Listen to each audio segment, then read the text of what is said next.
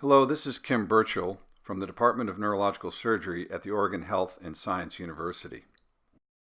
I have had a long-standing interest in 3D image rendering of MRI data in patients with trigeminal neuralgia, hemifacial spasm, and other neurovascular compression syndromes.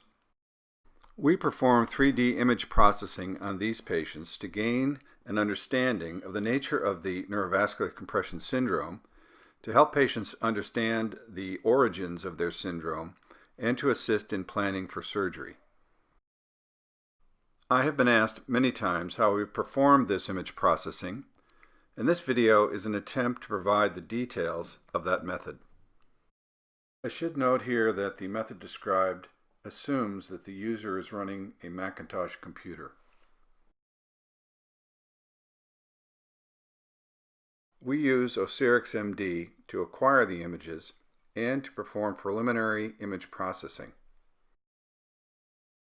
For 3D reconstruction, we typically use high-resolution volumetric T2 MRI sequences, such as BFFE or MP-RAGE, and the source images of a 3D time-of-flight sequence, the MRA sequences. File sizes are usually around 150 images per series. For trigeminal reconstruction, select the T2 images, then find the slice containing the trigeminal nerves. For hemifacial spasm, select the slice containing cranial nerves 7 and 8. Create a closed polygon region of interest incorporating both nerves. Then cut that region of interest using Command X. Go about 10 slices inferior to the nerves, then deposit that ROI using Command V. Now you're ready to propagate that ROI superiorly by adding 20 to 25 slices to that image number. The next step is to eliminate the image outside the ROI. That is done by the Set Pixel Values command. Set all pixels outside the ROI that are over a minimum value, in this case minus 100,000, to a new value of 0. At this point, you will only see your ROI over the selected T2 slices. Now open the MRA source images by holding the Command key and clicking on that sequence in the left column.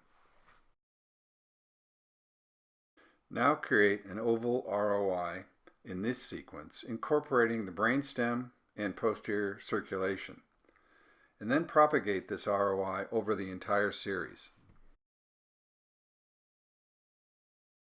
Again, you need to reset pixels outside the ROI to 0 using the method described for the T2 images.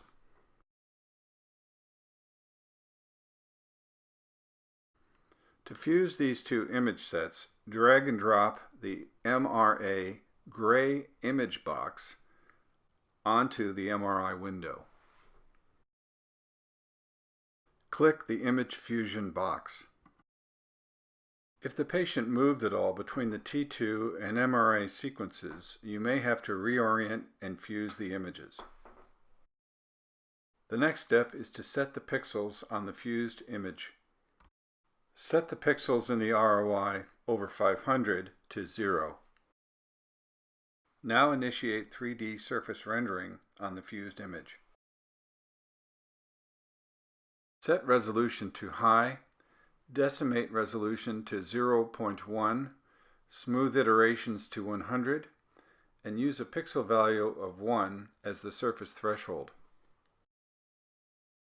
A 3D rendering of the nerves and cistern is then produced.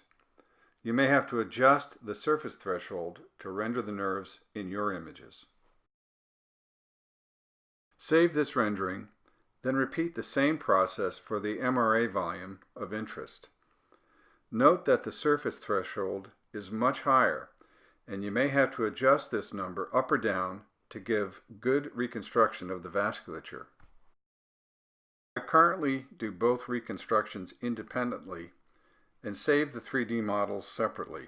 For use outside of Osirix, using the .obj extension. These models are next imported into Meshlab. In our current method, the vascular model is imported first for cleaning up and coloration. I select all faces and then remove isolated pieces with respect to diameter. Meshlab will suggest a threshold, which seems to work well. If the layers have been imported together, they can be split into connected components, or if imported separately, they will be listed as separate meshes. You can rename any mesh by selecting and renaming it in the Filters drop-down. You can separately view and manipulate meshes by closing the eyes of other meshes.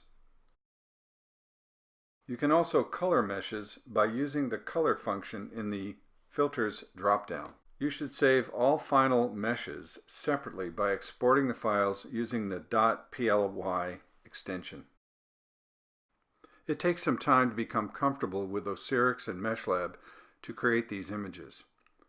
Importing raw images and archiving the final models will also require some work. Keep at it, because the end result is rewarding for your understanding of neurovascular compression and how it relates to these complex disorders.